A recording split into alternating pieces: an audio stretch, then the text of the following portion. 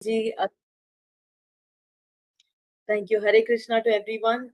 Thank you, Nityakishwari Mataji.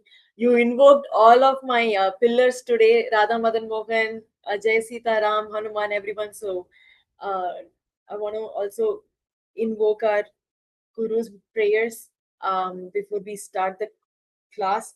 The topic is interesting because it's about the faultless quality of Vaishnava, and I know my not like I know my all the faults, but I'm pretty faulty. So before that, so I want to like invoke all the prayers of our gurus before we start. ॐ अज्ञानतिमिरन्धस्य ज्ञानाञ्जनशलाकाय चक्षुरुन्मिलितं येन तस्मै श्रीगुरवे नमः जय श्री कृष्ण चैतन्य प्रभु नित्यानंद श्री अद्वैत गदाधर श्रीवासादि गौर भक्त वृंदा रामानुजदया पात्रं ज्ञान वैराग्य भूषणं श्रीमद् वेंकटनाथार्य वन्दे वेदांत देशिकम्. Hare Krishna to everyone. Again, I'm going to share my. Oh, Prabhuji, I think I'm not. The host has disabled screen sharing for me. Are you able to enable it for me, please? Yes, madam. Sorry.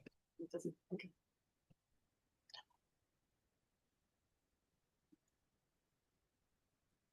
Okay. Okay. I hope everybody is able to like see my screen. Yes. Okay.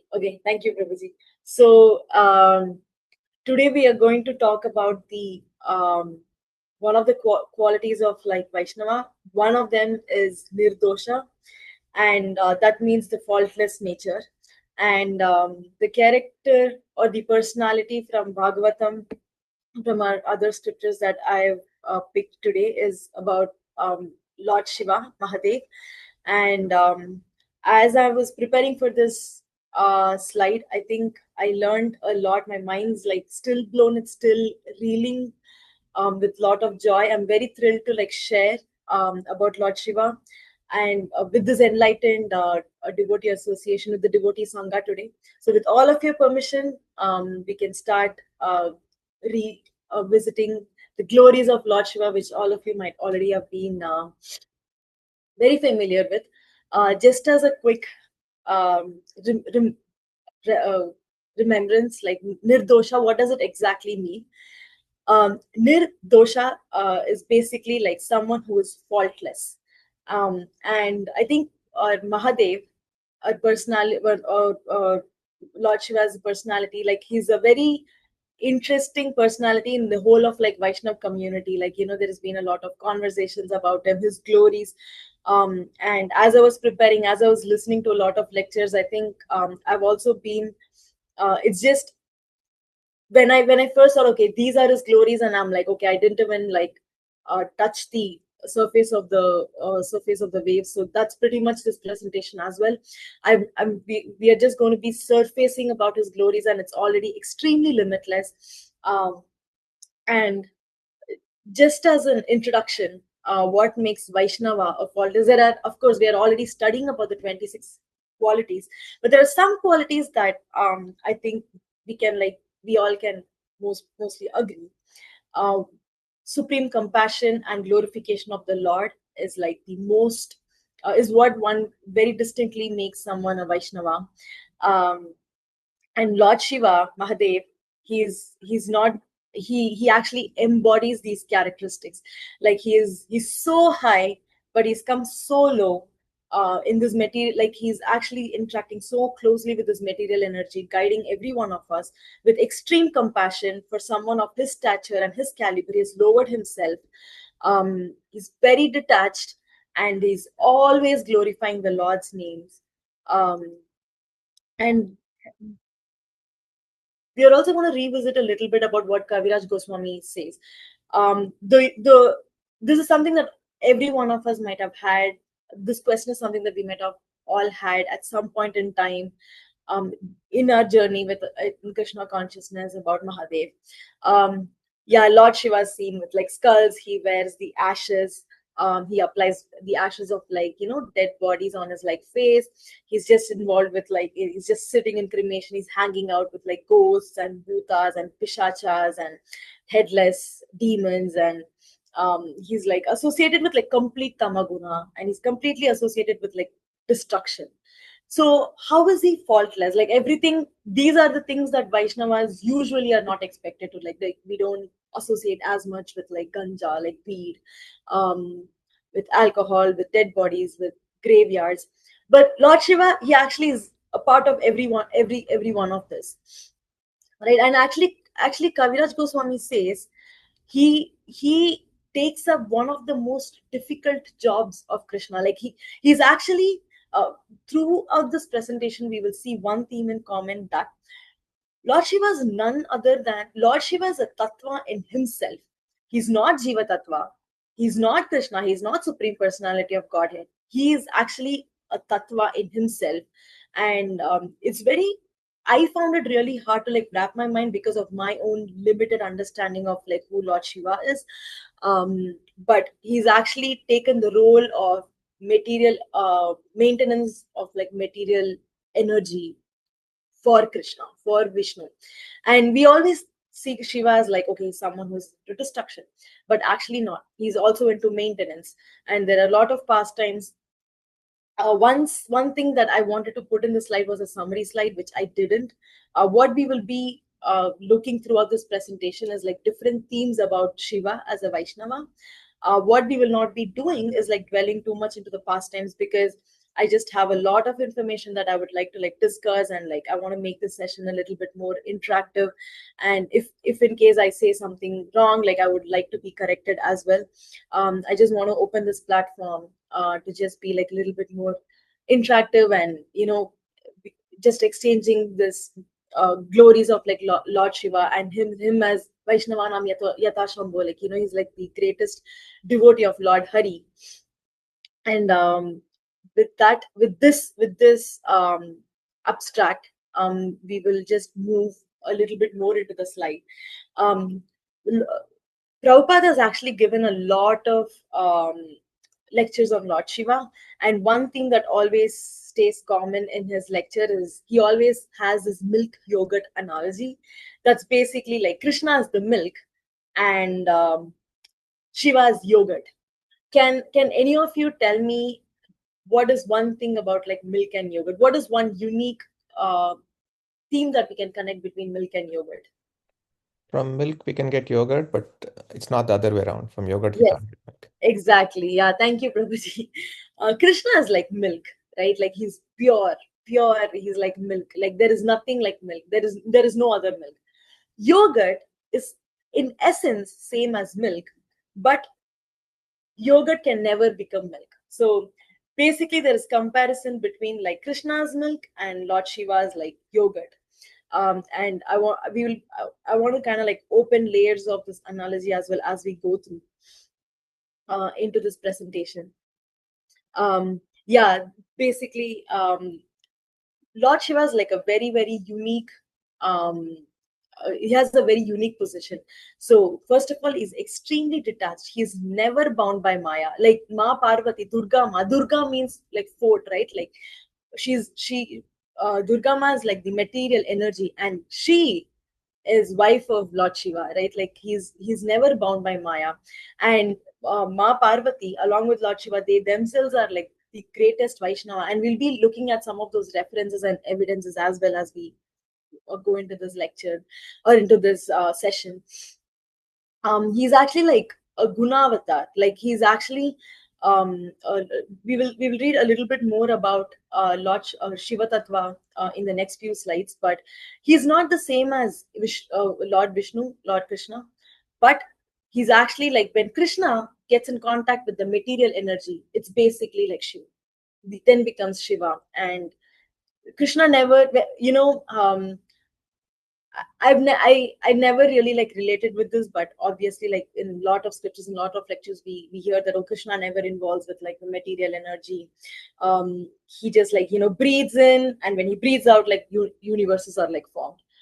But then Krishna is a seed giving father, and he touches the material energy. Lord Shiva is actually the one who maintains the material energy, which is why um, him with his qualities of like being the greatest Vaishnava, he's able to guide every one of us, irrespective of whether we like love him or not.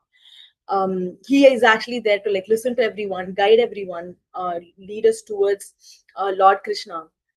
And he's actually like extremely renounced. He is the guru of the universe. Like, in South we worship a lot of Dakshinamurti. He's actually like a avatar of Lord Shiva. And we have the shloka, Guru Brahma, Guru Vishnu, Guru Deva Maheshwara, Guru Sakshat Para Brahma Tasmai Shri Gurave Namaha. So he enlightens us.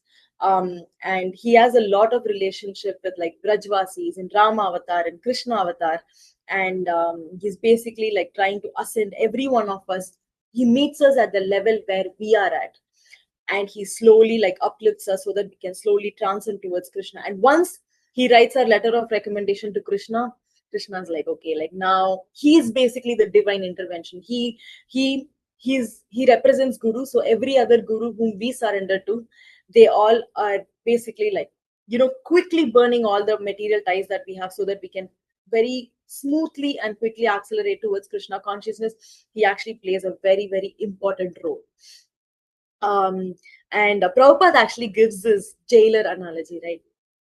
Okay, Lord Shiva is in material energies. How come he's not infected by this material energy?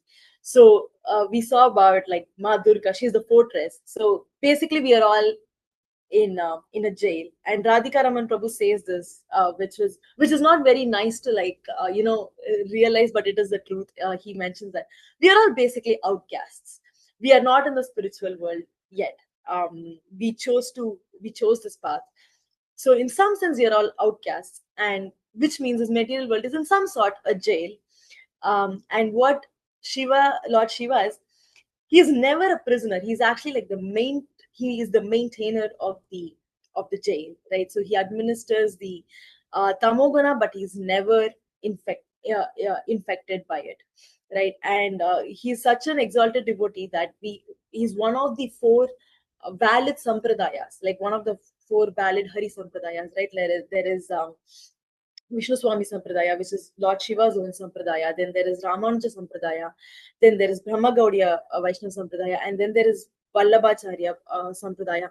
I don't know if I repeated one over the other, but basically, like, that is the power of Lord Shiva. Like, we cannot treat him like, okay, oh, he's a shy white. Like, those are all a lot of like, just a lot of like misconceptions, misunderstandings that in general we have because of some because of missing understanding or like incomplete understanding that we have about Lord Shiva. But he's actually like the most, you see, every Vaishnav sampradaya that is like authentic, all of them are like greatest devotees of Lord Vishnu. And Vishnu Swami Sampradaya is like a discipline, very successful discipline, a discipline succession of its own. Um, and what I also want to do is like, as we are reading the glories of Lord Shiva, I would also like all of us to like reflect about where we are. Like, you know, we just saw that okay, Lord Shiva is not infected by tamoguna, and all of us here, most of us here, we have these combinations of like sattva, rajas, and tamoguna. And it's very nice to like read about it in scriptures and be like, yeah, all jivatmas are like infected by it. But do we really sit down and like think, okay, uh, this is how I behave today. I had this devotee mask. I had this, oh, I'm a good friend mask. I had this good, oh, I'm a good human mask. But then behind those masks, what am I thinking inside? Because that's never available to anyone. It's only available to like Krishna to see, and we don't see that Krishna is seeing. So what are these combination of gunas? Where am I? Am I in like rajas? Am I in tamogun? Am I in sattvagun? Um, where are we? Just like a self evaluation. This is just like a little exercise that I wanted us to like do for ourselves. Um and again, we can kind of like attach ourselves to like see ourselves as even in terms of like how we think about Lord Shiva, how we think about Lord Krishna, how we think about other devotees, even if they do things that is not palatable for us. um, One of the biggest realizations that I have had is like Krishna consciousness is not like one path, one strict, oh, branch to branch, this is how it should be. There is no way we can actually understand what Krishna consciousness is without the mercy of Guru. Krishna consciousness, Krishna has a path for everyone. He has a path for a worm. He has a path for a leaf. He has a path for the president of a great nation. He has the path for a baby who's just born. Everyone's path with Krishna is like is very unique, and Shiva, Lord Shiva is like the biggest example for that. Right? Like his path is like completely opposite to what every one of us as a community think about. Okay, this is how a Vaishnava behaves, but he doesn't care. He's extremely detached. He's extremely equipoised, and he's always like in the mode of like serving Lord, and that is why he's hanging out with lowly beings. He's with Bhutas and he's in the graveyard because in order of consciousness, like their consciousness is in one of the most degraded positions, and for Lord Shiva to be in such a high caliber, to completely like hang out with someone who's in a very degraded consciousness and slowly bring them up, like over lifetimes, over days, over years, over lifetimes, um that is Lord Shiva. And the question I always ask myself is, okay, how am I behaving to someone who I think is like maybe slightly less compromised in terms of financial terms, slightly less compromised in terms of like um, literacy, or in terms of financial? Do I have this like little ego fight inside me, or do I have this, oh yeah, I'm so better? These are all some of the things that I think I want to like reflect upon. I'm just like sharing with all of you here. And Yeah, this is the famous milk and yogurt. This is the famous milk and yogurt analogy. This is actually like, I want to like read this shloka. This comes in Brahma Samhita, and if I'm not wrong, I've also seen it in either in a purport or a shloka of like Chaitanya Charitamrita itself. I haven't had the chance to like verify it once more, but irrespective, I want to like read this shloka from Brahma Samhita 5.38. क्षीरं यथा दधि विकार विशेष योगात् संजायते न हि ततः पृथगस्ति हेतोः यशम्भुतामपि तथा समुपैति कार्यात् गोविन्दमादिपुरुषं तमहं भजामि. Milk changes into yogurt when mixed with a yogurt culture, but yogurt is constitutionally nothing but milk. Similarly, Govinda, the supreme personality of Godhead, assumes the form of Lord Shiva for the special purpose of material transactions. I offer my obeisances at Lord Govinda's lotus feet. So, this is the evidence. And Prabhupada also says Lord Shiva is Vishnu in an incarnation for the mode of ignorance. The material world exists predominantly in Tamoguna. Therefore, Shiva is compared to the longitude and latitude of the entire universe, like a cloth woven of threads in both directions. Yogurt is milk, and yet it is not milk. Shiva is Vishnu, and yet he is not Vishnu. Um, yeah, they are different forms, but Lord Shiva is like never impure. I just want to very quickly pause here and see if we have any thoughts, any corrections, or any discussions that we want to like open before we move into the characteristics of like Lord Shiva. Right now, what we covered was like Tattva of Lord Shiva, with a little bit of peeking into what his characteristics are. But I just want to take a very quick pause here and see if we have any other discussions or corrections for me.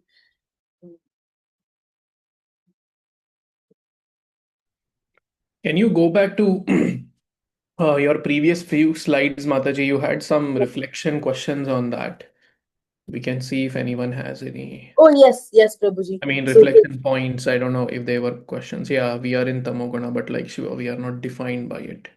Bhakti is the path out. And there was one more, I believe, right? yeah, like Yeah. basically, can something be touched by darkness? This is a little bit bold, honestly, but I just wanted to like For me personally, I would like to not be touched with darkness because I know that I'll immediately like flip out. But like for example, I've seen Vaisheshika Maharaj and like all of these other gurus whom we are surrounded with, like they have the same environment and facilities as we do, but by their protection we all stand on their shoulders. So for people like them, like definitely like anything, nothing can like shake them. And I just want to like, so that was the mood I was going for. This is not applicable for someone like me, but yeah.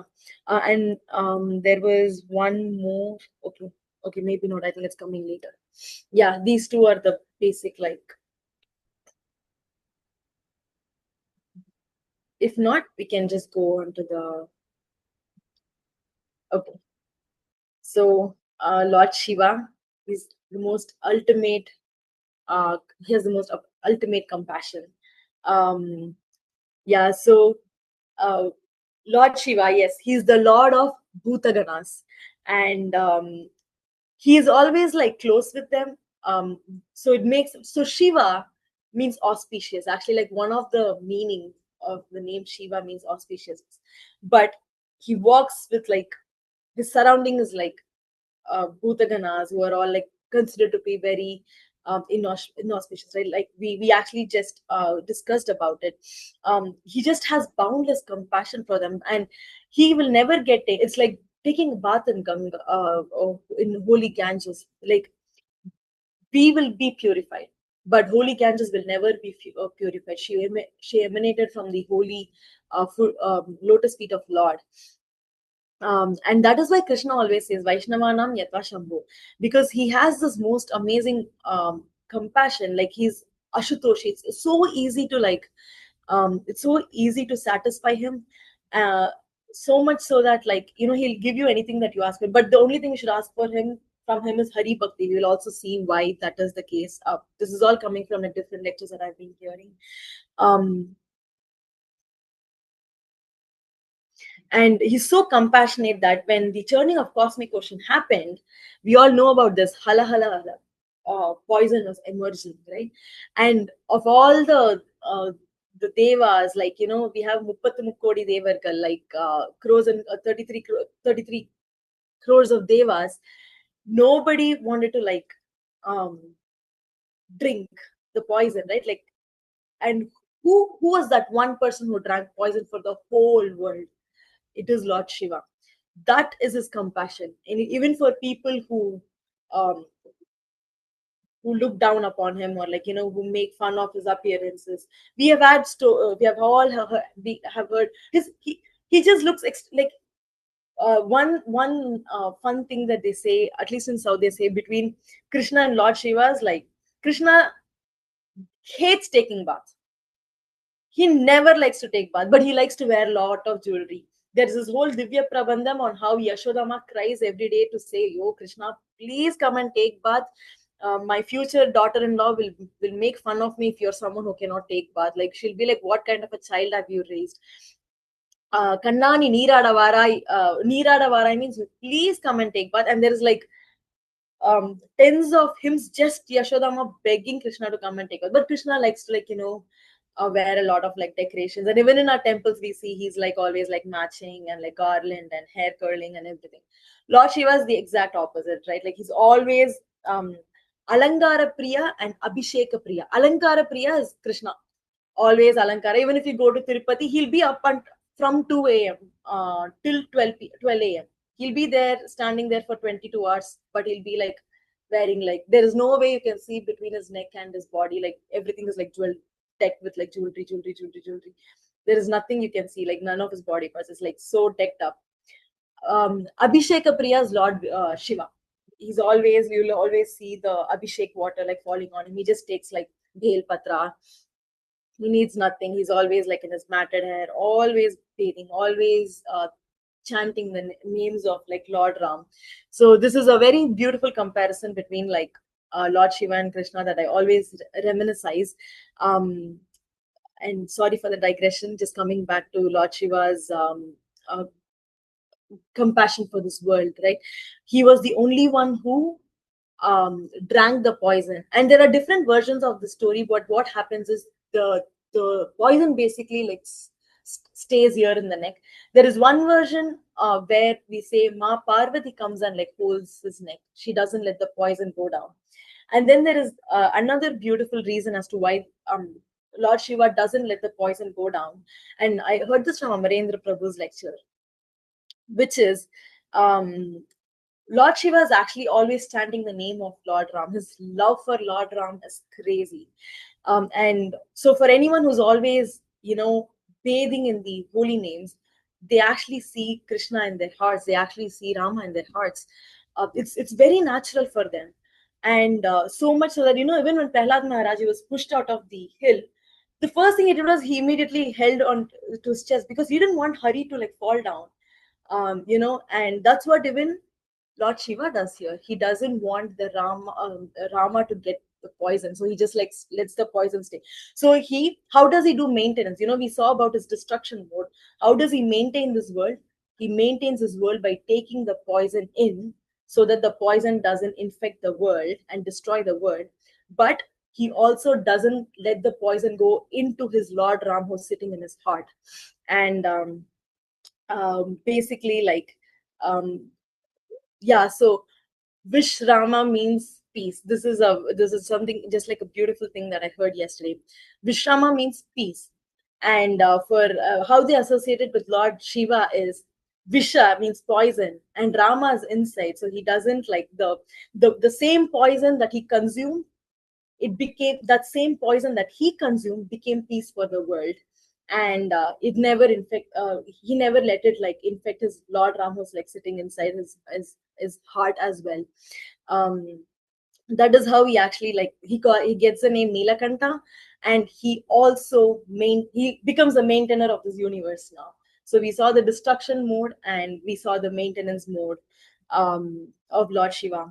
And the question that I want the reflection that we have, or like I want us to like think about here is, when we what are we doing for this world? How are we serving this world?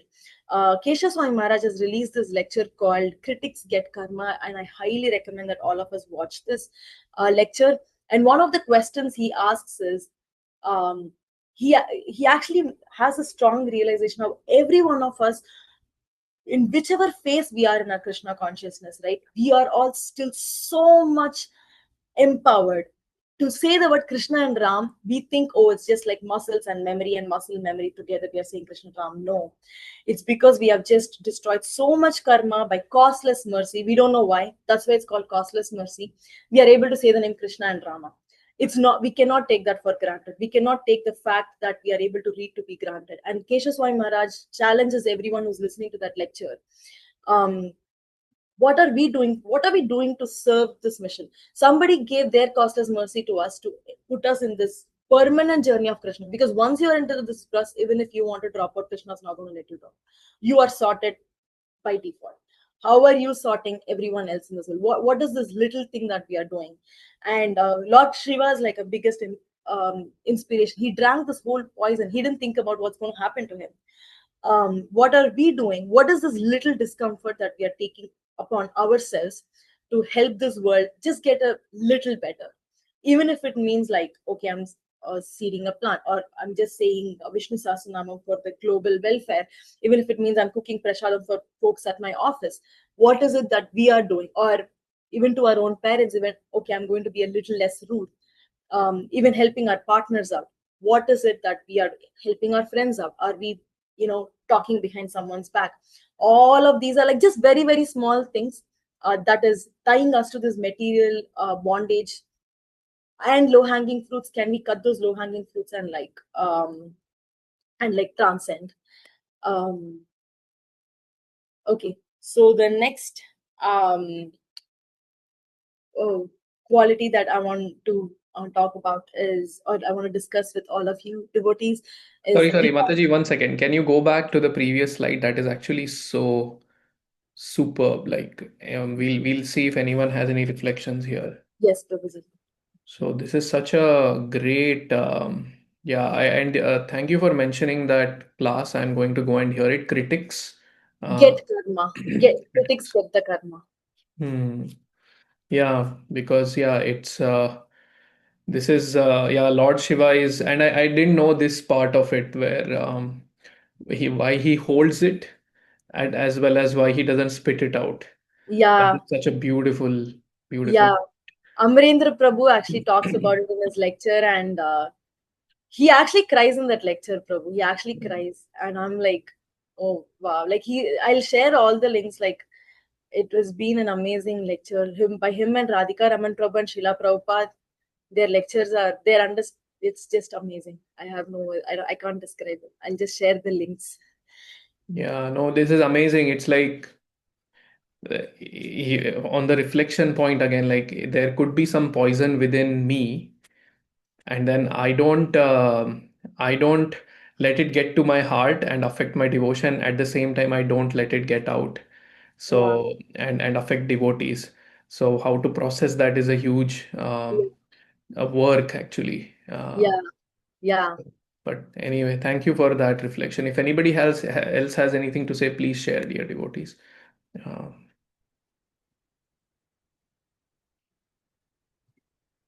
Yeah, I also thought that that point was like simply brilliant, yeah. and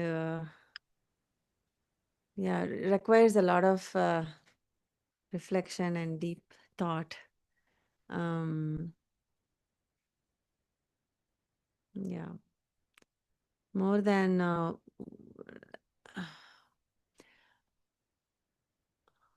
I mean, if I think about it, like as soon as, I mean, at least I can vouch for just for myself. As soon as I drink the so-called poison, I just spit it out. Meaning that others will get affected around me. But one thing is to just swallow it. Another totally different thing is to just hold it, right? Mm, In that yeah, space. Um, yeah. so I was just thinking how this can be, um, like what are some of the things that can be useful for us to hold it. It's like they say in English, right? That, damned if you do, damned if you don't. Meaning, if you spit it out, also a problem. If you drink it, also it's a problem for you. Like spit it out is a problem for others. S- Drink it is a problem for us. But to hold it also, that area is going to get affected, Yeah, right? So, meaning that if we hold on to the negativity, I'm thinking I'm relating this poison as a negative, you know, that gets thrown upon us. Somehow we just inject ourselves with that negativity. It's up to us to just let the negativity get into our system, or spew that negativity back into the into our environment. I never thought that there's an option to hold that negativity, but holding, what does it achieve? I'm not sure. Maybe you will cover it. I don't know.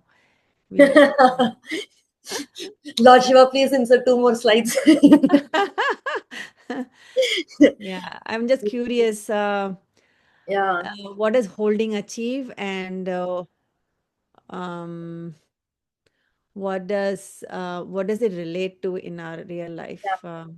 Like in terms of for Shiva, what does holding achieve, except for the throat turning into Neela? yeah, yeah, What else? How was he affected? Yeah, I mean, yeah, and also in relation to us, if we hold it, what are the implications yeah, for us, and also how does it look for us? Yeah, I'm not sure. I'm yeah, just blabbering something. I don't yeah. know. No, it's actually a very amazing question, Mataji. I have some thoughts on that, but I also want to like open the platform for others. But in my opinion, or in my thought process, that because he has Lord Ram in his heart, he's so conscious, he's so Krishna conscious that he holds Lord Ram in his heart, that he has been given the capacity to hold it without being affected by it. So much so that that same poison that he holds gives him a new identity as Nilakanta. There is this Japanese concept, right, where we have the the ceramic, once it breaks and it has like these cracks, they fill gold with it. There's a name for it. I forget what it is. Kinji or something. I can't remember. Maybe someone else remembers. That broken pot with its crack, when it's filled with gold, it actually becomes now a very invaluable artifact. For me, what that means is I know that I do not have the capacity to hold it within myself. So for me, the biggest strength is I process it in two ways. One is actually to be extremely vulnerable to like my closest circle, to my whom I know, I consider as like devotees who are very realized, which so they know where I'm coming from without shaming me for like who I am when I open up about my poison. And also to like to Lord Shri Krishna, I say, Krishna, I this is me, I did that, I'm very ashamed of myself for this, but here, this worry I'm offering it to you. And then and I think we've had these conversations with like Nitya Krishna Mataji, Gaurav Prabhu, even with like Sukava Mataji, where I'm able to like be vulnerable, discuss. So that's my holding space. And what I get like, but the mood that I would like to be with is okay, I should be corrected. Can I do that? Am I open to being corrected? And for me, that's my poison holding space, where and that correction actually gives me a new identity. Like, this is actually like true. I can tell from my own evidence that some of the conversations that I've had with like um Nitya Kishan Mataji, Gaurav Prabhu. And even in one of the lectures, when I asked a question to Jagannath Gopal Prabhu, he actually mentioned, "Oh, that means you actually have a lot of like self-attention. Like you actually think you are in the center of the universe, and that is why that you are trying to compensate by thinking by being very openly humble." And that actually changed my course. Literally the next day, I changed a bit.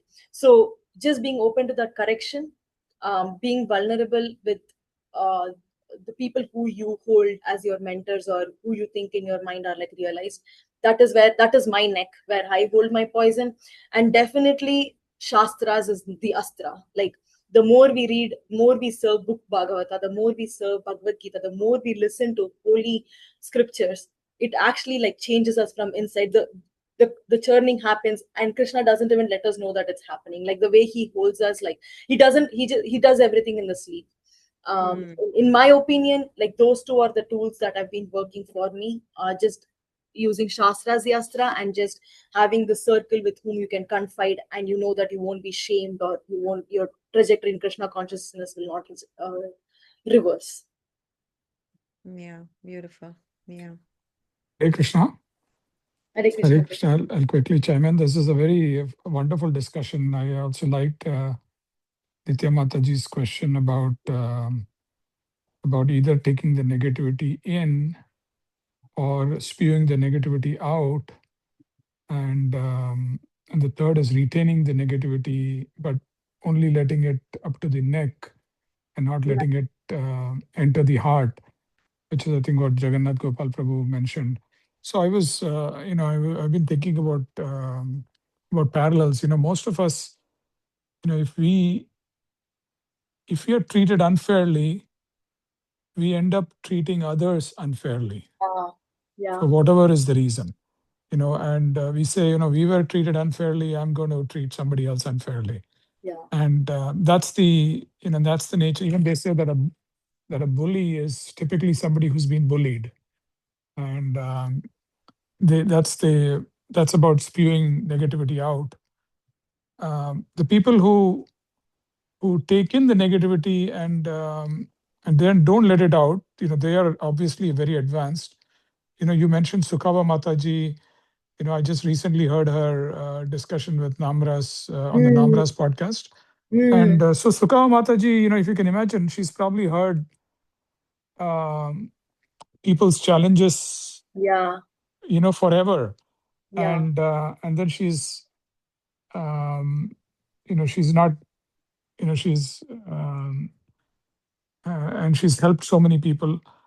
The same thing is true with anybody who's a mentor, Yeah. like Gaur Kumar Prabhu or Nitya Mataji. Yeah. They probably hear from so many so many people, and then they don't let it reflect in their or they're still calm Yeah. even after listening to all these things. And so I'm just thinking aloud, is Lord Shiva is is uh, maybe that's why he's the most greatest Vaishnava, is because he you also said that he hangs out with the ghosts and the Ah, goblins, which are probably the lowest beings yeah. in material creation. Yeah. So, and I was also thinking about what Gaur Kumar Prabhu said last week, is that an Uttama Adhikari Ah, cannot preach, but an Uttama Adhikari has to take the role of a Madhyama Adhikari in order to preach. And yeah. so Lord Shiva is probably that transformation of Lord Krishna to come and uplift the all of us and the worst amongst us, Yeah. and take us back to Krishna consciousness. Yeah. Very, So, yeah. Yeah. thank you. Yeah, very beautiful, Prabhu. It's that's been my I definitely second your realization. It's just like Lord Krishna, he's come to uplift, to interact with beings of, Prabhupada says latitude and longitude. It's just like interacting with everyone, being their guru, being the compassionate one, and even granting boons and wishes to like Ravana, but still coming as like Hanuman. And then like, because we later in the slides we'll also see about that, like he's the most compassionate master. He comes even if the devotee keeps doing them, repeating mistakes again and again. He tries to, in all forms and facets, he comes to give us a chance to like transcend every single time. I definitely second your thoughts. I feel the same. Well, thank you for these wonderful realizations. You've already opened up our mind so much more. Thank you, Prabhuji. Okay. Um. All right. I will go to the next. We can talk about the next quality, which is like detachment. Right. Like I think that's a very beautiful one about like Lord Shiva, right? Like we just saw about like Abhisheka Priya and like Alangara Priya, right? Like he's actually so detached. He just lives in Mount Kailash, um, no home, like nothing. He just sits in these ice cold mountains, and he has so much power, right? Like he owns the whole material energy. There is nothing that he cannot have or he cannot give, but it doesn't bother him, these external appearances, what people think about him. Nothing. His whole family is actually like that. I don't know if I included I put it in my last deck of slides, but his whole family is actually like very Vaishnav, the most Vaishnav family. Like Ma Parvati is a Vaishnavite. Ganesha, he actually he gets his Vigna Vinashaka Shakti from Narsimha, from Lord Narsimha. He meditates on Lord Narsimha to get his Vigna Vinashaka Shakti. And Lord Kanda or Muruga, he's actually, there is in Skanda Puranam, there is actually like another section that talks about how Skanda is actually like um, one of the Sanat Kumaras who's reborn as Skanda. And there is this lecture called Kandanum Kandanum in Tamil, though, that actually talks about this whole history of like how Lord Muruga is like a very big devotee of Lord Shri Krishna, and his whole family is actually like that. They're all like Vaishnav families, extremely detached. He's a Devadi Devas, Kandas like Devadi Devas, like Lord Ganesha's like writing of Mahabharata. Ma Parvati is always asking spiritual inquiries throughout. The In Bhagavatam we see, even in Vishnu Sahasranamam there's like this famous verse we'll see in the future slides. He's so detached. And at the same time, he's like serving everyone. He comes as Lord Hanuman. In Vrindavan, he's Gopeshwar Maharaj. In Mathura, he's like people love Lord Shiva. He's manifested there as in different forms, and even there are a lot of pastimes where, especially in South India, there's this lot of Shiva is the Param Tattva, Vishnu is the Param Tattva, and there are these divisions, and there were these kings, very, very powerful kings who went out to like offend all Vaishnav saints. Ramanujacharya himself was like affected by one such guru, so much so that Ramanujacharya's devotee Kuratarvar, he tells Ramanujacharya, we cannot. The king says, "Oh, I want Ramanujacharya to accept that Shivam is Paratatvam." He wants it in writing so that he can declare a supremacy of Lord Shiva. And Ramanujacharya's disciple, his name is Kuratarvar. He's actually by age he's older than Ramanujacharya. He tells Ramanujacharya, you immediately leave Srirangam right now and you immediately head to Melkote, which is in Karnataka. And he makes Ramanujacharya wear Grihastha clothes and he makes him leave. And Kuratara, who's actually Grihastha, he wears the sannyasi clothes and he comes himself in front of the king. And you know who triggers the king? It's a minister of the king called as Nadadur Arvan. This Nadadur Arvan, I think. And this guy is actually disciple of Ramanujacharya. You get disciple of Ramanujacharya himself, and you still have this quality where you can say, "Oh, Krishna, oh king, like you saying Shiva is big is like no big deal." Ramanujacharya should say. So much so that Ramanujacharya had to flee Srirangam, but it was for another different reason. Whole amazing pastimes happened because of that, but ignoring that. Ramanujacharya's guru, who's Ramanujacharya's uncle, and Kuratarvar, they go in front of the king, and the minister is like, "Oh, this is not Ramanujacharya," and the king. He actually plucks the eyes out of Kuratarva and of Ramanujacharya's guru, Periyanambi, and they both come back blind, like bleeding. And Kuratarvar says, I will not declare as that Shiva is a Param, Vishnu is a Param Tattvam, and he does a word play. Because Shiva also means measurement. It means Shiva, Lord Shiva also means Lord Shiva. It also means auspiciousness. It also means a measurement, a unit of measurement. So he does a wordplay and it kind of insults the king. So the king just like plucks the eyes out. And Lord Shiva is actually not happy about this. Like for him, his master is Lord Hari. His master is Lord Ram. So the king, the Kuratarvar gives a sharp to the king that you will be the same neck with which you flaunt these like big jewelry. You will die because of the same neck. And in no time, this guy actually dies from an infection from the neck, and so much so that Chora king is known by that infection in his name, and he's called as Kirmi Kanda Choran. If you have watched this movie, I forget the movie, the recent popular one. Anyway, it's fine. Kirmi means germ. Kanda means germ infested. That is his name actually. He died like that. And Kuratarvar was such an amazing, elevated devotee that he can actually talk to Krishna. So all of Kuratarvar's disciples are like, "Oh, Master, you please go to Kanchi Varadarajan and ask him for restoring your eyesight back." Because Varadarajan is also known as Kan Kanda Devam, Kan Kodukkum Devam. He'll ask, Varada means Varam, wish. He's a wish granting deity. Kuratarvar said, "No, these eyes that cannot see Ramanujacharya's lotus feet, it's not worth having it. When Ramanujacharya comes back, I'll get these eyes back." He just like he wrote the maximum amount of granthas when he was like physically blind. And Lord Shiva was not happy with the king's but he sorry, one second.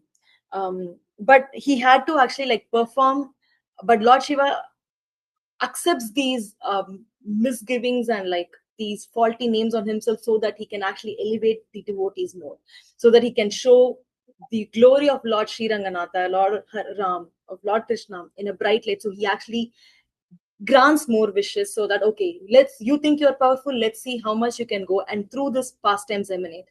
And this is one thing that this is one memory that I very, very fondly like remember about Kuratarvar. So yeah, basically this all of this to say that a lot Shiva is very detached about the results. Like he's not attached. He does what is instructed of him. He does what is necessary for like every jiva's like progress in their Krishna consciousness, even if it means that jiva has to die at that moment and be given another birth to stop that jiva from doing more pap. He will actually like do that. He always has the best interest, but he doesn't care whether that jiva like respects him or like gets back to him. But whatever the jiva's reciprocation back to Lord Shiva is never offended by the jiva, and he's very detached about how people label him, how the world sees him. He's also very very equipoised in all conditions. We the famous Daksha pastime that all of us read in Bhagavatam. He's actually so Shiva, like it's indicated in the slides here, he has two names. One is Rudra, one is Ashutoshi, right? Like he's so easily pleased that he'll give any wish that you ask for, but there'll be a reason behind that. He's also Rudra. Rudra means the explanation is someone who cries or someone who makes you cry, right? So he has this like huge power of like destruction for him, and great sages like Narada Muni worship him, right? Also very lowly beings like Bhutaganas like worship him. He's the same reciprocative seed, like father material, like father of this material energy for all of us. He hears all of our prayers. He listens to all of us. Right, and the famous Bhagavad Gita verse for equipoise, it applies the most to like Lord Shiva, right? Sukhaduke samekritva labha labha jaya jaya. We always hear about it, but what does it mean to be equipoised? How can we take um how can we take success and failure and like walk with the same not like head held high in terms of pride, but head held, I think, like normally. Sorry, I don't know how to rephrase that. But whatever happens, like most of our reactions, we all live in, although we live on planet Earth or in this like material universe, we all actually live in our own world. And this is something that's like very evidenced by like neuroscience and like psychology too, right? Like, and even Nitya Kishore Mataji actually like talked a lot about this in like Envy Yatra, right? We all have this, whatever reaction we have, what is the why? What is the why? What is the why? We all live in our own little inner world. We are all actually trying to protect our inner child, and all of our reactions, all of our tantrums, all of our seeking attention, all of our anger, all of our, oh, how can this person like cheat me? Like, how can someone at work like take credit? But whose credit did I take in my few lifetimes ago, few days ago? Am I being, did I not try to like get credit out of that person's work? What are all these like inner trials and tribulations that we face, and are we able to be equipoised? Are we able to see, okay, I don't like what happened, but there's Krishna behind it? Because to me, if we have to be equipoised, we have to have that presence of, okay, Krishna is watching it anyway. If that is there, then everything, even if it is hard, we can like go through it, right? Like, and Prabhupada is like the biggest example in his Markine Bhagavad. The journey he took to, there was nothing. He had nothing when he came to US. He really just like suffering so many heart attacks, landing in Boston, like it's cold, you don't know anyone, but he was equipoised, right? And look at the movement he has like created. um to me, and Prabhupada was also, he faced a lot of criticism. He still faces a lot of criticisms even within our own movement, right? And what does how did he handle it? It was because he always knew, okay, Krishna's watching. To me, that equip the state of being equipoised can come only if we are aware of like Krishna in our hearts. But yeah, I just want to take a quick pause here and see if anyone has any comments. I do have a few more slides to like get through.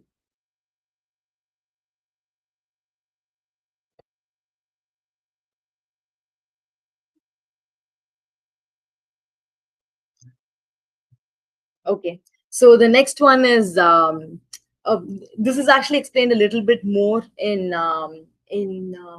in the future slides, it's basically like, okay, how do we understand like Mohini Avatar is one of the most another like controversial like avatars. Like I don't want to like get into like the avatar itself, but basically this is also like Lord Shiva. You know, he basically like goes crazy after like Mohini Avatar, right? He and Ma Parvati is like sitting there and she's like, wait, what? But the truth is actually that Mohini Avatar. So there is Maya, and then there is Yoga Maya, which is like Krishna's like internal potency, right? Everyone is actually subject even to that to Yoga Maya. No one can escape that. Like that's what Lord Shiva is demonstrating here, right? Like he's actually he laughs it off. He's like, yeah, I'm so deeply proud of my Lord Hari, and nobody can actually, even Lord Shiva, who's so detached, there is nothing that can do. Like we have seen so many like apsaras like coming and like distracting sages meditation. We have never heard about it about Lord Shiva, but he actually surrenders to like Mohini Avatar, right? Like that is what he's actually demonstrating over here. And and these are like some of the there are more slides, but just to like kind of like assimilate all the qualities that we have talked about. We also basically amongst all rivers, there is this stotra called Ganga Stotra. This verse also comes in there. It's big. Ganga is like the most popular, the most holiest of the rivers, because she emanates from like the lotus feet of like Lord Vishnu. And amongst all personalities, there is nothing like Hari, right? Like Sarva Karana Kanam. Like there is no debate about that. And amongst all Vaishnavas, Vaishnavanam Yata Shambho. And this is the like, as the Ganges is the greatest of all rivers, as Achyuta is the greatest of all Devas, as Shambhu is the greatest of all Vaishnavas, so this Bhagavatam is the greatest of all Puranas, right? And that's why it's important that we do a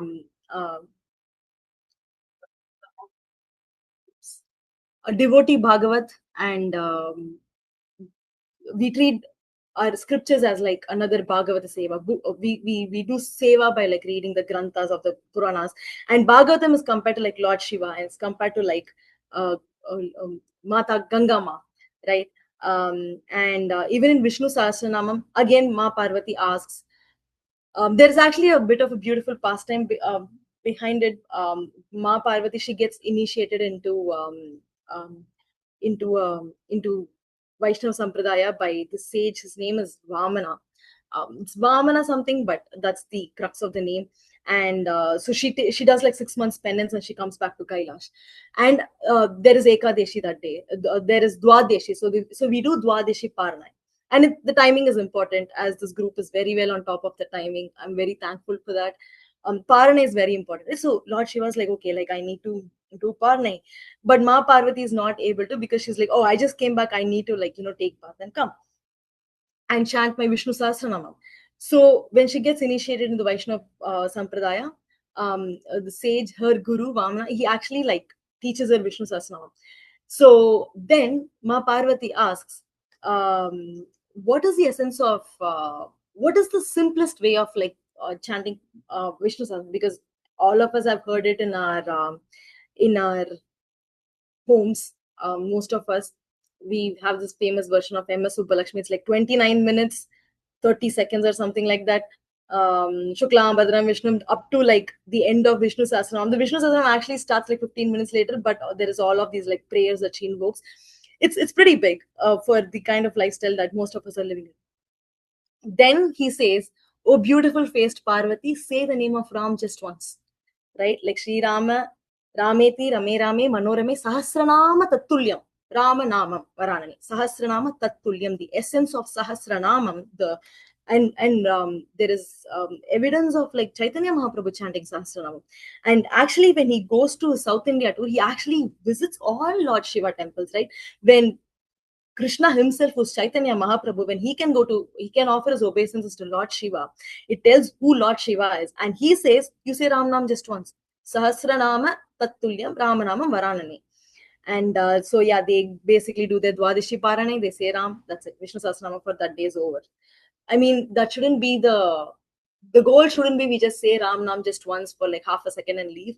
That is not the goal, but the goal here is that even just saying that Ram Nam once is like, it has that much of power. Right. And as we talk about it, this is like the next uh, segueing into like what Shiva speaks about glorification of the Lord, right? Like this is one of the biggest qualities of like a Vaishnava, is to glorify the Lord, right? In one instance, she asks, "Oh, what is the easiest way to like? What is the most shortest form of worshiping Lord?" And we just saw Lord Shiva says, "Sahasranama Tattalyam Ramanama." There is another pastime where she says, "Okay, oh, what is the best worship?" Ma Parvati is always inquiring about she always has spiritual inquiries. It's so beautiful to see their conversations, and you just get nourished. You just get soaked with so much of um, mercy, right? And Lord Shiva says, Aradhananam sarvesham Vishnur Aradhanam param. Of all worship of Vishnu is the highest, and greater still, O Devi, is the worship of those who are Tadiya, who are related to Vishnu's. So what this just doesn't mean like his devotees, right? It means serving his devotees, of course. Tadiya means anything that is in relationship to Krishna, even the plate, the bhoga plate that we offer to Krishna, the temple, his name, any form of preaching. And this is also again where he says book Bhagavata and like devotee Bhagavata. This is I think Radhika Raman Prabhu actually expands a little bit more on this, right? Even books like his scriptures, Bhagavad Gita, Bhagavatam, these are all like tadiya of Krishna. So we have to serve book Bhagavata every day. We read Bhagavad Gita, we listen to Bhagavad Gita, Shravanam, Kirtanam, Smaranam. We do all of that. And here, so on in the right side of the column, if you actually see, here there is actually like different stages of like transcending in the path of bhakti. Obviously, first is like um, I would say the first is like sadhu sangha, because Shraddha takes like time to like develop. Like faith it's always like, it's never a linear journey. But if we have the right sadhu sangha and bhajana kriya, we are able to like slowly transcend ourselves to firm our faith. And as we follow these processes, the anartha nivritti automatically happens. Like we don't have to do I it's never about the effort that we put to fix our path. The effort we put is just so that we don't do any more anarthas. I could be wrong about this, but this is my realization. Everything just Krishna just makes things happen like very automatically. Like he just fixes everything for us. All like it's never, oh, because I chanted today, Krishna like looked at me and like he's giving me mercy. That cannot be true. He's our mother and father, right? Like they don't wait for our permission or like us being good kids. You, like a criminal's parents are still going to love the criminal, right? So I am a criminal. My Krishna and Radharani will love me irrespective of who I am. But as I'm gaining my consciousness, I should um, move myself away from like dirty things, move away from abhadreshu. And that's why I do Shravanam Kirtanam, so that my consciousness, so that I don't get myself more stuck. I'm just doing this for my own environment, for my own wellness. But every anartha nivritti, every cutting of ties, Krishna just does it. He just moves things very automatically through devotees, through situations. We have I'm pretty sure all of us would have had this experience at like one point in time. And yeah, I I have more slides on his love for Krishna and like Rama. And in this slide, like there's like little bit more evidence about different habits and different evidence from Shastras about like how to do Shravanam, how to do Kirtanam, how to do Smaranam on our Lord Hari, which is what Lord Shiva is always doing, right? Like if we want to follow, oh yeah, he's doing weed, I'm also going to do ganja. Well, he drank poison. Can we drink poison and still live and have a blue throat? Can we still practice the kind of detachment that he has? And like if we can do all of that, and that's Prabhupada's like badass response, right? If anybody comes up with some stupid argument like this, he doesn't hesitate to like give it back to them. And that's why we should be very careful when we like criticize Lord Shiva, because do we understand who he is? Or like, oh, like, look at me, I am much more like detached. Like that's just like observed argument. And these are all some of the verses that which I'm not going to like reiterate too much upon, just in interest of time. But yeah, he's the greatest example of like how a devotee should, even if we can take parts pieces here and there about things that he does in terms of like practicing bhakti. Of course, being careful about our association. He's at a position where like he can associate with anyone and not be contaminated, but that might not be true for all of us.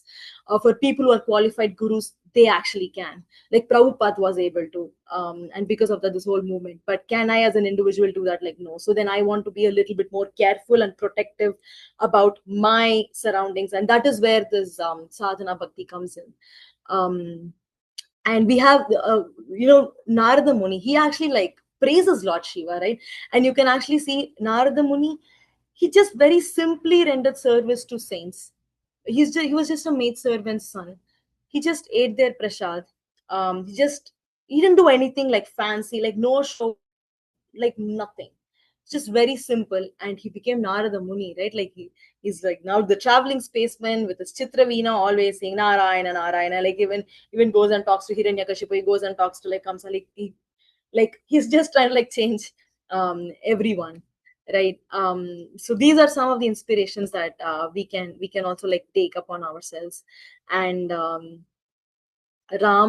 Ram, like Shiva's master, like the love Lord Shiva has for Ram.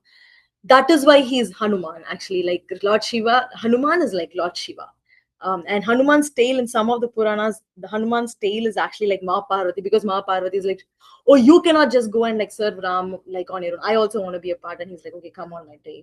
And for monkeys or for like Vanaras, because we technically don't say Vanaras are not the same as monkeys. Vanaras are like monkey like humans. They are not exactly monkeys. um their tail is like the most proud possession of theirs. So whenever they succeed or whenever they're happy, they'll kiss their tails. Valmiki says this as like Kusumba Pucham in one of his verses, that when Hanuman first thought he actually spotted Sita, but he actually saw Mandodari, he's just like jumping crazy, and he's like kissing his tail. Yeah. So Rama, right? uh, this is the same. We here we are just like reliving a little bit of why his whole neck was like Nilakanta, because Vishrama, like he didn't want this, just like to remind ourselves of like what we read about. Like he held the poison Nilakanta in his neck because he didn't want Lord Ram to be affected. Ram means the sins actually depart. And when you say ma, so ra, when you say ra, the sins are actually like leaving your body. And when you say ma, you're actually closing, so they never enter back. When you're churning the scriptures, the Ramanam emerges, and Shiva holds his nectar, so he's not holding the poison. And this is prayer of Lord Shiva. Brahma bodhi samudbhavam kalimala pradvamsanam chavyayam Srimad Chambu Mukhendu Sundara Vare Samshobhitam Sarvada. Right? Blessed are those who daily drink the nectar of Rama's name, who is destroyer of Kali's sins, imperishable, ever present on the beautiful moon-like face of God Shiva, who's the medicine for Lord Rama is also the medicine for samsara, and he's also the very, very life of Ma Janaki. Janaki, because she's Janaka Maharaj's daughter, found daughter. And even in people who die in Kashi, actually, their destination is Pakka Vaikuntham, because Lord Shiva is whispering the Lord of Ram Nam in everyone's ear. He does that in Kashi. Like you, even if you don't ask for it, like he's just doing it out of his own mercy. For us to like to be liberated, we should go and like surrender to Krishna, right? Like we are still surrendering, but for him it doesn't matter. He'll just go and say Ram Nam and everyone. That's why Kashi, destination Pakka, that we go to Vaikuntham, right? And even in Shivaratri, the way Brajvasis honor Lord Shiva is by writing the letter Ram on his lingam in Chandan, or in Bel Patra they'll write Ram, Ram, Ram, Ram, Ram. That's how much he loves Ram. And hence coming to the crux of the pastime, which is Lord Shiva is Hanuman himself, and his tail in some versions, his tail is actually like Ma Parvati. Lord Hanuman, I mean Hanuman, we cannot start and like end it in one lecture or even in like one lifetime. But yeah, um, when Hanuman, obviously as Shiva, he grants Ravana the boon, right? And uh, sorry, Ravana is the devotee of Lord Shiva, but Brahma grants Ravana the boon. And he writes like Shiva Tandava Stotra. But the activities that Ravana did, would Lord Shiva be happy about it? Like, like assaulting women, stealing like everyone else's wealth. Like Sri Lanka never belonged to him. It actually belonged to like Kubera. Kubera is his half cousin or uncle. If I don't recall which one Kubera is. But Lord Ravana actually just took Sri Lanka. Sri Lanka never belonged to Ravana. He just grabbed it. It's been assaulting like women, like especially offending Jagan Mata. How can Lord Shiva be happy? When people say, "Oh, Ravana is like the biggest devotee of Lord Shiva," sure, of course, Lord Shiva will accept, but is he proud of that behavior?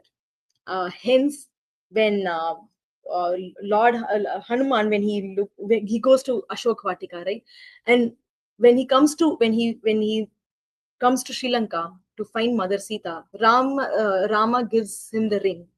He actually swallows the ring because his mouth is always chanting Ram Nam, right? And the ring has the letters Ram. Where will that should be? In his mouth, because he's like, okay, Ram is always in his like his lips are always serving Lord Ram. He jumps. He just saw Lord Ram. He jumps. He faces so many hurdles, right? Like hurdles in terms of friendship, hurdles in terms of demons. Mainak Parvat comes and Shimshaka, I'm forgetting the name, but Shimshaka, like there is this demon. There are like about 2 demons who come. There is one mountain that comes asking Hanuman to rest. He's like, no, I need to go. There's Ram service is like number 1. And he goes and he looks everywhere. He doesn't find Ma Sita. He goes to Ashok Vatika and he realizes, oh, when I started looking for Ma Sita, I didn't pray to Ma Sita. I only prayed to Ram. So he prays to Ma Sita. Immediately, Ma Sita is visible. In the same tree he is sitting, Ma Sita is like sitting under him. He sees Ravana, like she's ready to, commit suicide actually. Hanuman saves Ma Sita from committing suicide, right? And Hanuman, he's the Shiva, right? So he's like, then he gets blessings from Ma Sita. Journey back is so smooth, no hurdles, nothing. But what he does is he forces himself to see Ravana because he's the master, right? He's a guru. Even if the disciple fails, the duty of the guru is to like try to recover the disciple back. So he goes to tell Ravana to give Ravana more mercy. But what happens? Ravana sets Hanuman's tail on fire. And he destroys the whole Lanka, and that is also out of compassion. That is a warning to Ravana. That is making Ravana committing way more sins so that Ravana and when Hanuman leaves, he says, "Oh, I am the weakest warrior in the entire of Rama army. I am the weakest. And if I can create this much havoc, imagine what other Vanaras can do, and imagine what Lakshmana can do, and imagine what Rama can do." Ravana is like confused. He's like, what the heck is going on? That's the second point here. Devotee may forget, master never does. When Hanuman goes back, so when Hanuman goes from Rama to Sita, he just worships Rama, right? So many hurdles. Finally, he finds Sita. But when he goes from Sita back to Rama, he gets Rama's hug. So that's why we always approach Radharani first. We always approach Ma Sita first. We always approach Lakshmi first. Then we go to Ram, Krishna. They are all at that point. They are secondary. Like you have to basically like first always do first Radharani first, Sita first. And Lord Hanuman, he is just Ramaduta Anjanaya. Like and even for Rama, did Rama love Shiva? Yes, Rama actually, there are evidences in Ramayana where Rama worships Shiva, because there is a little bit of like tattva we need to understand here, that Rama, he doesn't proclaim himself as, oh, I am the lord of this universe. He comes as D Rama, Dasharatha Rama. He just says, I am Dasaratha's son. He carries that identity throughout. He only breaks out of his character twice. One is when the Samudra Raja doesn't, comply to Rama. Then he says, let my Narsingharup come outside, and he takes his bow to destroy Samudra. And then Samudra Raja comes and, oh, sorry, please forgive me. Otherwise, Rama's always, I am D Rama, Dasharatha Rama, I am Vashishta's disciple, I'm just Dasharatha's son, I'm just like Kaushalya. That's it. That he always, but so he also worships Lord Shiva. And he seeks the blessings of Lord Shiva and some of the adventures that he takes. But for Hanuman, it's always, I'm Ramaduta Anjaneya, Ramaduta Anjaneya, Hanuman is always pleased when somebody calls him as Anjani Putra or like Ramaduta. He doesn't carry any other identity, because that is what his identity is. That is why it's not fair to actually say, oh, Lord Shiva is the master of this, creator of the, oh, he's the supreme person, because it's actually, imagine if somebody there's this this is actually in Prabhupada's Leela too, right? Like when somebody came and told him that, oh, you are Krishna, he, for most of the time, he ignored. There was one incident where one devotee almost was kicked out of his ISKCON back then. This is actually like there, Radhika Raman Prabhu talks about this, because it's very uncomfortable for them. Like their identity is that they're servant of Lord. So when you put them in the place of, oh, like I am, it is actually like, it's like we're just shredding their hearts into like pieces and pieces. Prabhupada said, you are out of the movement. Thankfully, things got reversed and he was like back, but they actually cannot embrace that identity, and they cannot bear any. If the least thing we can do to respect them is to at least like identify them for who they are. And for Hanuman, Ramatuta Anjaneya, right? Like that is what his he is. This is already, and now in terms of, okay, we saw about like Shiva and Ram, right? Like Shiva and Krishna, who's this, right? Yeah, so there are so many pastimes about his Braj pastimes of Shiva. There is like Chintaharan Mahadev, where Yashodama goes, and every time she sends Gopal for like with Balram for like shepherding or like cow herding, Yashodama goes and she's always crying to Mahadev, oh, I hope Krishna knows to follow his brother Balaram's instructions. Oh, I hope Krishna can climb down a tree. Can Krishna not know how to climb down a tree? I mean, it's just like it's like, what? It's so unimaginable, right? But Yashoda Mother, I hope he's not getting into trouble. I hope. So she always goes and cries to that Mahadev, and he's actually called as Chintaharan Mahadev. And there is another version where even when there's like Govardhan pastime, and there is this description about like how Govardhan acts as an umbrella, and the raindrops are like this pearl like decoration around Govardhan, and Krishna's like hand is like the stick of the umbrella. But what happens is there is no yeah, everyone's protected from rain, but we are still feeling cold because the weather is cold. When it's rain, it's not going to be hot. So there's one version where Krishna invokes Mahadev, and Mahadev actually comes and he just like spins his trident, and the trident goes around creating so much heat it looks like Sudarshan Chakra. So that's why his another name is Chakreshwar Mahadev. There's one Mahadev called as Chakreshwar. This is the Govardhan pastime. Then there is Kameshwar Mahadev, Bhuteshwar Mahadev. Obviously, there is Gopeshwar Mahadev. I have a picture of him in the next few slides, and there are so many instances in Bhakti Rasamrita Sindhu where there is like evidence of like Lord Krishna and Lord Ganesha going crazy when Krishna plays flute, right? And even Ma Parvati is like Katyayani, and gopis do vrat to Katyayani Mahadevi for like attaining Krishna. And that's why their whole family is like Vaishnava family, and this is Gopeshwar Mahadev. I mean, where to start and where to end, right? When we go to Vrindavan without his permission, our pilgrimage cannot be successful at all. He is the gatekeeper of like Vrindavan. So I just want to read his verse by Srila Vishnu Chakravarti Thakur. Vrindavanavani pate jaya soma soma maule sanandana sanatana naradedya gopishwara vrija vilas yughangri padme prema prayacha nirupadi namo namaste. O gatekeeper of Vrindavan, O Soma, worshipped by sages, headed by Sanandana, Sanatana, and Narada, O Gopishwara, grant me pure, unconditional love for the lotus feet of Shri Shri Radha Madhav, who perform joyous pastimes in Praja. I offer my obeisances again and again.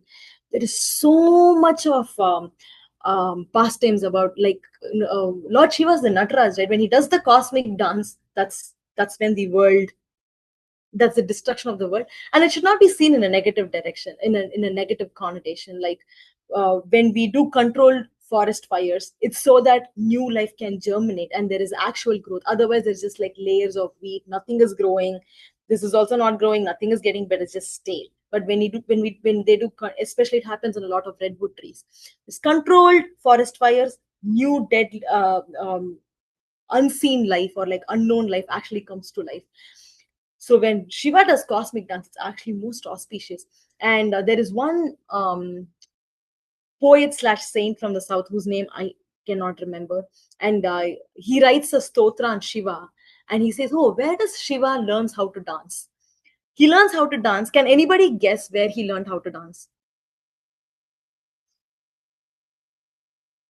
Any guesses on where, who's Shiva's guru in terms of dance? Krishna during Ras Leela. Krishna, yes. Ras Leela might not be the correct pastime, but yes, Okay. your answer is correct. So he actually learns because, so Shiva actually says, "Oh, I dance when the platform is stable. Like, when the land he's dancing, it's always stable. Only he moves. When Krishna dances on Kaliya, it's 1,000-headed snake. So every head is moving in different direction, and still he performs dance on a moving stage. So that is Lord Shiva's inspiration. He's like, Krishna is my guru because he dances on this. He is also moving. His flute is moving. His hand is moving.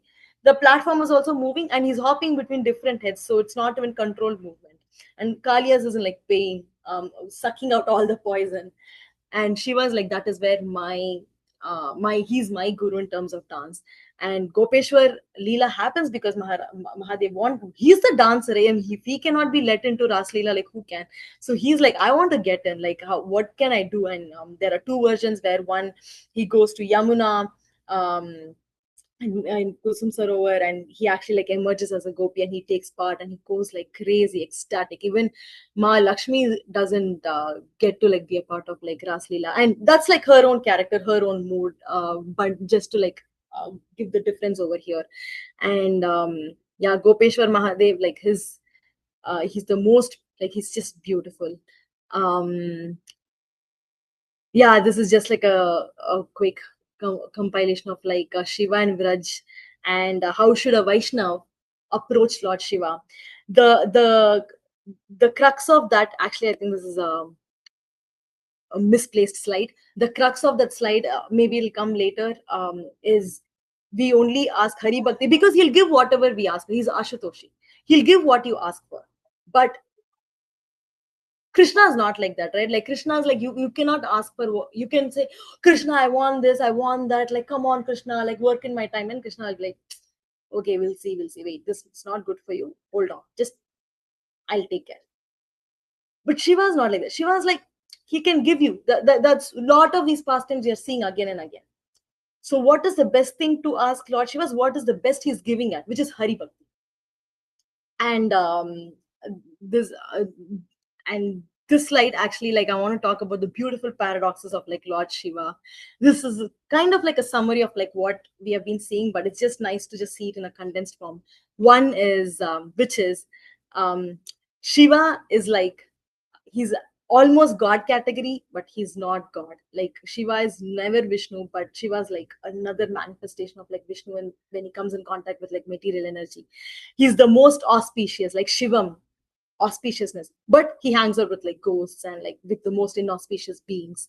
And he's easily angered, like that's why he's Rudra, right? Like there is 11 forms of like Rudra. He's still Ashutoshi. Like you just give him Abhishek, Bhel Patra, he's like so pleased, and that's why we always ask him for Hari Bhakti. He's like the greatest detached yogi, but also the greatest householder, right? His whole family is like Vaishnav family. It's a very, very rare combination where the whole family is like cooperative, and they still have their own little moods. Like Lord Skanda is like angry with their family, and but still they're all like greatest devotees. They're all always serving Lord Krishna. still he's the greatest yogi. He doesn't care. He's detached. He's renounced. He's actually like, by just with that hala hala pastime, he actually demonstrates himself to be the maintainer, the destroyer by like his tandav, and because of him drinking halahal, more life was actually came into existence, like more pastimes, like more life, more room for other jivatmas to like be on the journey to Krishna consciousness actually like happened, right? And Shiva. So while Krishna actually is the only Krishna can give liberation. Nobody else can. Moksha yartati janartana is like the verse. I don't recollect the verse, but when you need when you need health, you always go to Bhaskara. When you need wealth, you worship Agni. When you need moksha, you can only worship Krishna. Only Krishna can allow. But who will unlock the door? Who's the one who's grabbing you from this universe to the other side of the world? That is like Lord Shiva. So hence, he's contradictory, but actually not contradictory. I'm going to this is another condensed style, so I'm going to skip this, and I just want to like just very quickly end on like two notes. I'm sorry that I didn't give enough room for like questions, but I just wanted this is literally almost the end of the slide, which is this is like Nataraj, right? Like anybody who does Bharatanatyam, we always offer our first worship to like Lord Shiva, and this is his cosmic form. You can actually see that he has snake. His one leg is below the hip, one leg is on top of the asura, and there is damaru in his one hand. This damaru and this wheel actually indicates circle of time, and there is fire. His matted locks are all open. This is his most cosmic. This is destruction and life together, right? And this is actually a gift given by India to CERN. They're one of the biggest like European nuclear research centers. Like all the latest news you would have heard about, like discovery of like gravitational waves happened as a part of their project, and they have the largest uh, hadron colliders, greatest nuclear research, and they actually like have the statue Nataraja in his Natyam. Nat means dance, in their entrance. Like this is a gift from India. And the most beautiful deity of Lord Nataraja is in Chidambaram. Anybody who goes to south, you should go to Chidambaram, and you will see two Nataraja. You will see, and you'll also see Govindaraja in his like Shire, in his Ranganath like form. And Carl Sagan actually says the metaphor of Nataraja's cosmic dance and the modern study of cosmic dance of subatomic particles is one of the most beautiful examples of convergence between science and ancient wisdom. And just one more very quick note is like Mount Shasta, which is in California. It actually, there's this Russian professor who actually did some research, and there's a lot of mystic things about Lord Shiva. It's very hard to cover everything, but Lord Shiva actually has portals, and there is a tribe in Mount Shasta in California. Shasta is actually the name of Ayyappa too, who's like the son born for Lord Shiva and Mohini. He's actually in the Kerala, like right now you would have heard a lot about like Ayyappa's story, right? Like that his another name is Shasta. So these Native Americans, they actually worship Lord Shiva, and they say that the devotees over there, in however they worship Shiva, I don't know, they actually use this portal to take darshan of Shiva daily. They are not actually visible to us. And even in Tiruvannamalai in South India, there is this concept of siddhas or siddhars. They are all like people who live for like 2000 years. Even till today, people have spotted them, just like Ashwatthama. Just like how Ashwatthama and Vyasdev, they're still like in the earth, like walking the earth. Like these siddhars also walk earth, and they are in Tiruvannamalai, and they actually give darshan to like devotees who seek guidance. And similarly, Mount Shasta also potentially, from that research, that's what I infer. But yeah, these are all things that I used to remember before. And sorry, my dad is like shouting. These are the things that I used to like read and like be very fascinated about, like Lord Shiva. Yeah, I will just conclude the discussion. I'm sorry for like sorry. This is the last. I'm very, very sorry. Can I just take 2 more minutes? Yes, please, Mataji, go ahead. Yeah. Yes. So this is, I have to really thank Gaur Kumar Prabhu for introducing Braj Bihari Prabhu into my life. I've been listening to his lectures, and it's just mind blowing. Recently, Braj Bihari Prabhu, he released this lecture called ABCD of Krishna consciousness. Basic idea is that for anyone to be progressing or like be stable in Krishna consciousness, they just have to follow ABCD. I definitely recommend he has this community called ABC community, and there are about 25 lectures. Everybody, that is the best therapy in this whole world, in my opinion. It's the most enlightening series of lectures, and in one lecture he actually talks about 4 pillars for us to be practical in Krishna consciousness. And first one is awareness and acceptance. Be aware of like our own faults and accept it, so that we can take the next best step forward from wherever, in whichever level we are.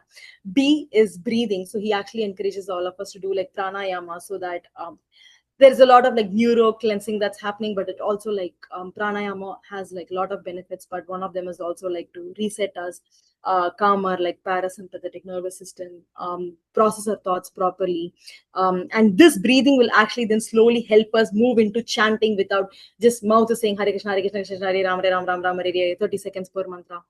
uh, are we even connecting to Krishna even when we are chanting his name? So this A, B, C, the B and C are connected. This breathing actually lets us like connect to God. And the fourth one is detached and determined. Like, this is all over in Bhagavad Gita. We be very detached to our results, but we go all in terms of like our karma yoga. Like jnana yoga is not applicable for most of them. Karma yoga is the path. That karma yoga with awareness and acceptance becomes bhakti yoga. That's why sadhana comes into picture. And once you listen to that lecture and you try to connect this to Lord Shiva, you will actually see that Lord Shiva is literally ABCD. Like he does this without any doubt. With that, I'm ending the lecture. I'm sorry for taking more time than I had planned.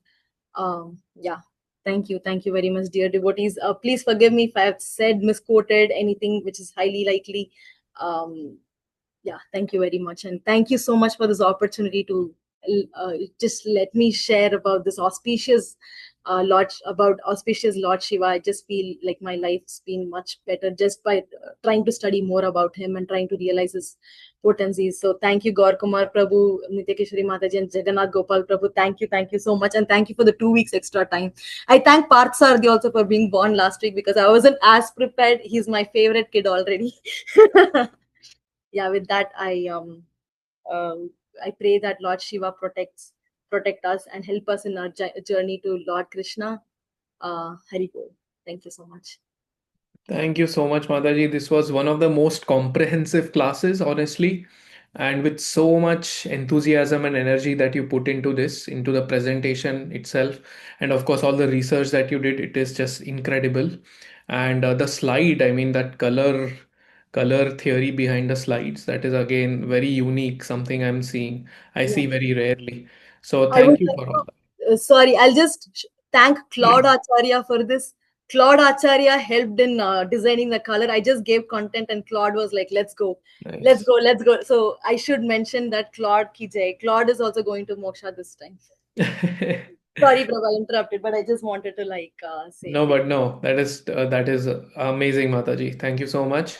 And yeah, really, please send these slides on the group if you don't mind. Make a you. PDF Yes, of them and send them, because there's yes, just so much valuable information that sits in these slides. Like not just about Lord Shiva, but how Lord Shiva relates to the whole Vraja, aspect of things. And yeah, this is really amazing. Thank you very much. Very thank you. productive. Hour and a half around that we spent. Thank you. Thank you. Thank you, Prabhu. Hare Krishna. Thank you so much for the opportunity. Hare Krishna. Hare Krishna.